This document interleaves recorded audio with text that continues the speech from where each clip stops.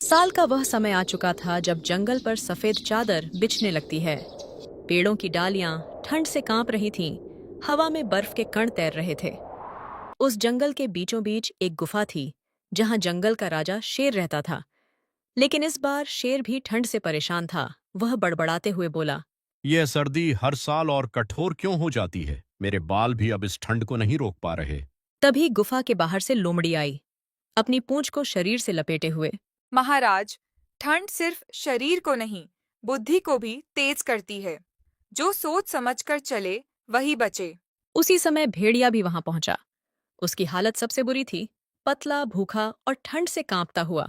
सोच विचार पेट नहीं भरता लोमड़ी। न शिकार मिल रहा है, न गर्म जगह। यह सर्दी हमें मार डालेगी। तभी एक खरगोश आया और बोला, मुझे तो बिल से बाहर निकलने में भी डर लग रहा है, बर्फ हर जगह है। जंगल से थोड़ी दूर एक किसान का छोटा सा खेत था। किसान, जिसका नाम हरिराम था, अपने फटे कंबल में आग जलाने की कोशिश कर रहा था। हे भगवान, इस ठंड में फसल बच जाए तो बहुत है। जानवर भी बेचारे क्या करते होंगे। रात और गहरी हो गई, बर्फ गिरनी तेज हो गई। जंगल में भोजन मिलना लगभग असंभव था। लोमड़ी ने सबको एक जगह बुलाया। अगर हम अलग अलग रहे तो मर जाएंगे। हमें मिलकर कोई उपाय निकालना होगा। और तुम चाहती हो कि मैं शेर के साथ बैठकर योजना बनाऊं? आज राजा और प्रजा का भेद नहीं, सर्दी सबको बराबर कर देती है। मैंने किसान के खेत के पास एक खलिहान देखा है। वहां आग और अनाज दोनों हो सकते हैं। भेड़िया की आंखों में चमक आ गई। तो देर किस बात की? चलो वहां चलते हैं। रुको, इंसान का क्षेत्र है। अगर बिना सोचे गए तो मुसीबत होगी। उधर किसान हरिराम को भी आहट मिली। जंगल के जानवर भूखे होंगे। अगर वे गांव की ओर आए तो नुकसान भी हो सकता है। उस रात जानवर खेत के पास पहुंचे। ठंड से बेहाल भेड़िया आगे बढ़ा, लेकिन शेर ने उसे रोका। अगर हमला किया तो आग और लाठी दोनों मिलेंगी। लोमड़ी आगे बढ़ी और जोर जोर से बोलने लगी। हे किसान, हम भूखे हैं, ठंड से मर रहे हैं। लड़ाई नहीं, सहारा चाहते हैं। किसान चौंका, लेकिन डर के साथ दया भी जागी। अगर वाकई शांति चाहते हो तो आग के पास आओ, लेकिन कोई नुकसान नहीं। धीरे धीरे सभी आग के पास बैठे। आग की गर्मी ने सबके शरीर को राहत दी, लेकिन मन अभी भी सशंकित थे। मैंने पहली बार इंसान के साथ आग साझा की है। ठंड दुश्मन नहीं देखती बेटा। भूख और सर्दी सबको एक जैसा बना देती है। आज समझ आया कि ताकत से ज्यादा जरूरी समझदारी है। अगर हम साथ ना आते तो शायद कोई ना बचता। लोमड़ी ने आखिरी बात कही। सर्दी हमें सिखाती है, जो बांटना जानता है वही जीवित रहता है। सुबह जब सूरज निकला, बर्फ चमकने लगी। जानवर जंगल लौट गए और किसान अपने खेत। जंगल लौटते समय सूरज तो निकल आया था, लेकिन ठंड कम नहीं हुई थी। बर्फ जमकर बर्फ की चादर बन चुकी थी। हर कदम फिसलन भरा था। खरगोश सबसे आगे आगे कूदता हुआ चल रहा था, लेकिन अचानक उसका पैर फिसला और वह बर्फ में गिर पड़ा। बचाओ, मैं उठ नहीं पा रहा। भेड़िया झट से रुका। एक पल के लिए उसके भीतर का शिकारी जागा, लेकिन फिर रात की आग और किसान के शब्द याद आ गए। वह खुद से कहने लगा, आज अगर मैंने इसे छोड़ा तो मैं वही पुराना भेड़िया रह जाऊंगा। उसने खरगोश को धीरे से बाहर निकाला। धन्यवाद, मुझे नहीं लगा था तुम मेरी मदद करोगे। सर्दी में दुश्मनी भी जम जाती है। आज जंगल बदल रहा है और यह बदलाव ठंड से नहीं, समझ से आया है। लोमड़ी ने मुस्कुराकर कहा, महाराज, जब हालात कठोर होते हैं तभी असली स्वभाव सामने आता है। अभी वे कुछ ही दूर चले थे कि तेज बर्फीला तूफान आ गया। हवा सीटी बजाने लगी, पेड़ झुकने लगे। तभी खरगोश बोला। अब क्या होगा? मेरी तो सांस जम रही है। लोमड़ी ने चारों ओर देखा। अगर हमें कोई शरण नहीं मिली तो यह तूफान हमें खत्म कर देगा। भेड़िया सूंघते हुए बोला, मुझे पहाड़ की ओर किसी पुरानी गुफा की गंध आ रही है।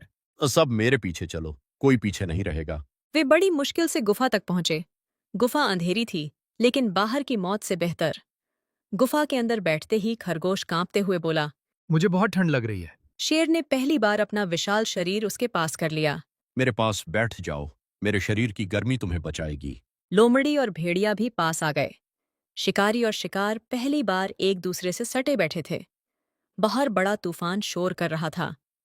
तभी लोमड़ी बोली, क्या तुम जानते हो, मैं बचपन में अपने पूरे परिवार को एक सर्द रात में खो चुकी हूँ।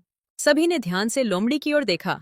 उस दिन मैंने सीखा कि अकेलेपन से बड़ी कोई ठंड नहीं होती। भेड़िए ने गहरी सांस लेते हुए कहा, मुझे हमेशा खूंखार कहा गया, लेकिन सच यह है कि भूख और डर ने मुझे ऐसा बनाया। शेर ने धीमी आवाज में कहा। राजा होने का मतलब सिर्फ ताकत नहीं, जिम्मेदारी भी है। आज तक मैं यह भूल गया था। मैं छोटा हूँ, कमजोर हूँ, लेकिन आज मैंने देखा कि डर से बड़ा कुछ नहीं और भरोसे से मजबूत कुछ नहीं। तभी भेड़िया बोला। जब मैं छोटा था, मेरी पूरी टोली को इंसानों ने खदेड़ दिया।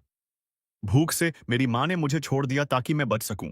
तब से भूख मेरा सबसे बड़ा डर बन गई। खरगोश की आंखें भर आईं। मैं समझ सकता हूँ डर कैसा होता है।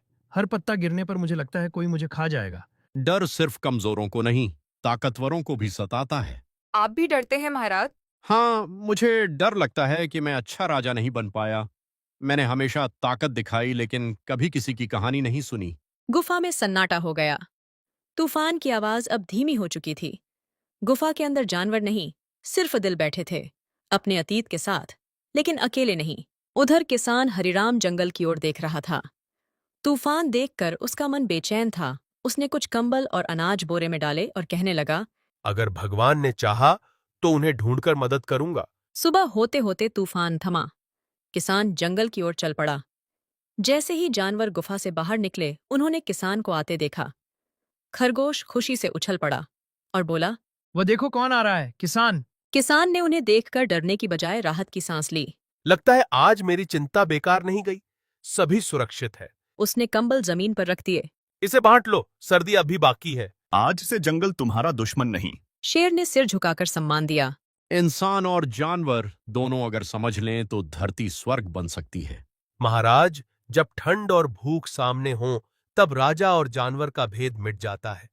अगर हर इंसान तुम्हारी तरह सोचे तो जंगल और गांव में कभी युद्ध न हो। किसान मुस्कुराया। और अगर हर राजा तुम्हारी तरह सुने तो डर की जगह भरोसा जन्म ले। सर्दी धीरे धीरे खत्म हुई। जंगल में फिर हरियाली आई। सभी एक साथ मिलजुल कर रहने लगे। उस साल जंगल में कुछ बदला हुआ था।